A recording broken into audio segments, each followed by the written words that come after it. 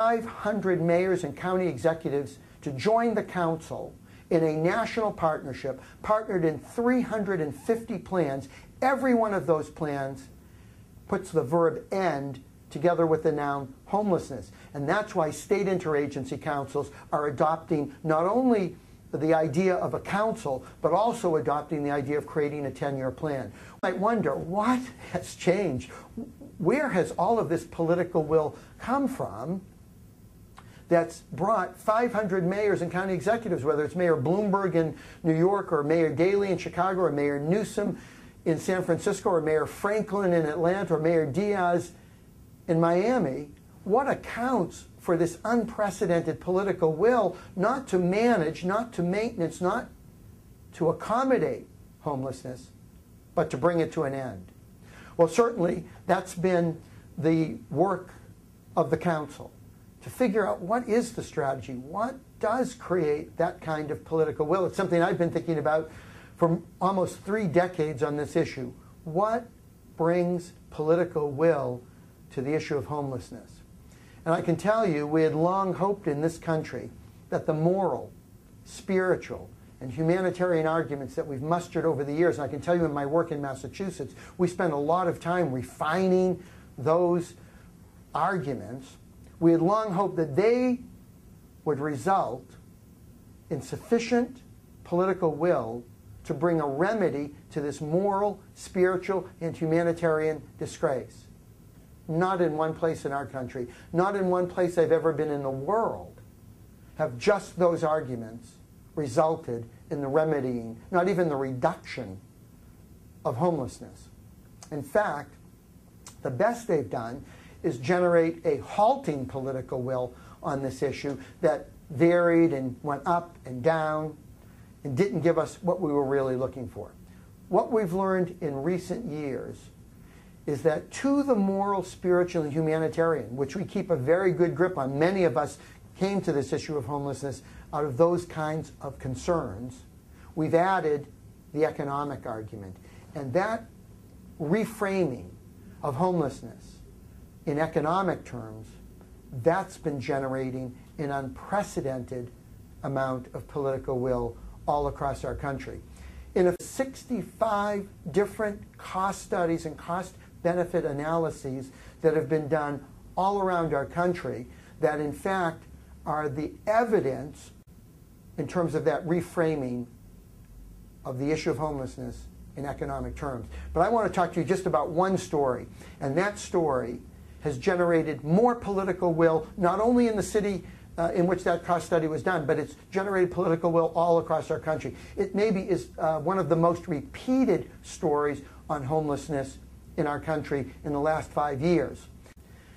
In San Diego, and if any of you who have visited San Diego know, the Chamber of Commerce there promises one thing: 330 days of sunshine a year, and they deliver. It's beautiful there, and as a result, San Diego's become a mecca for tourists, vacationers, retired people, and during the 1980s and the 1990s, it became a mecca for homeless people as well, who went there and slept on their majestic beaches, in their beautiful parks, and on their city streets.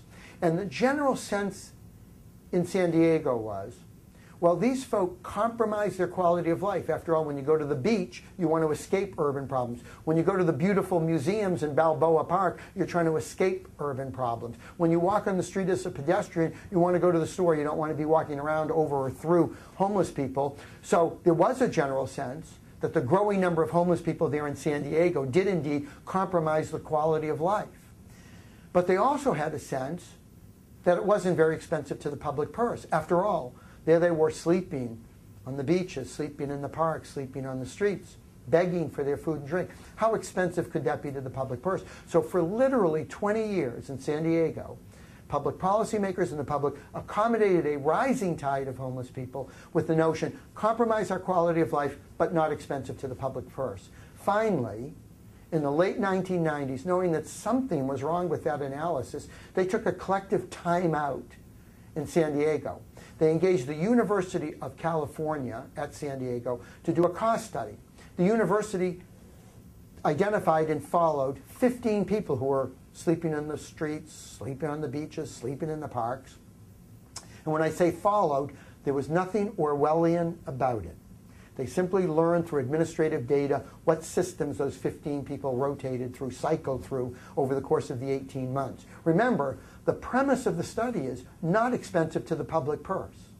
Well, the first finding of that study, 15 people over 18 months, was that these are some of the most expensive people in San Diego. Because what the study revealed was that the 15 people in the 18 months cost the city and county of San Diego more than $3 million, an average of $200,000 per person over the 18 months. That annualizes to $133,000 a year. And most of those expenses were in the very kinds of programs that are targeted for health care, both primary and behavioral health care. Because, of course, what they learned is what any emergency room triage nurse will tell you. If you just go down cold turkey, which I've done all over our country and all over the world, you go to talk to triage nurses in emergency rooms of hospitals, they'll tell you they see homeless people every month, every week, every day, and they see some people more than once a day. The average cost of an emergency room visit in our country is about $1,000. Half of those people get there by ambulance. The average cost of that ambulance ride is $500. You have people using the emergency room for many, many different reasons. And what they discovered in San Diego was that that was the primary expense associated with those 15 people who are on the streets and in the parks, was their very frequent visits to the emergency room of the hospitals.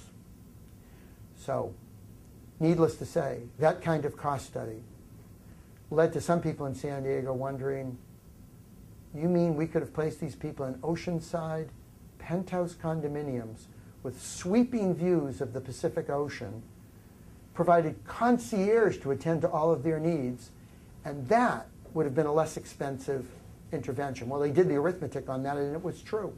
That kind of cost study, not just in San Diego, but now being done in cities all across our country as part of their 10-year plans, always points to the same thing. And that is that the old status quo response to our poorest and most disabled neighbors, ad hoc, uncoordinated crisis interventions, are more expensive and less effective. Less effective because the second finding in that study was that at the end of the 18 months, those 15 people that we had just spent $3 million on, they were in the same condition and same situation as they were at the beginning of the 18 months, in the same doorways, on the same street corners, ready to cycle through those very expensive systems again and again, year after year, just as $1 Million Murray did.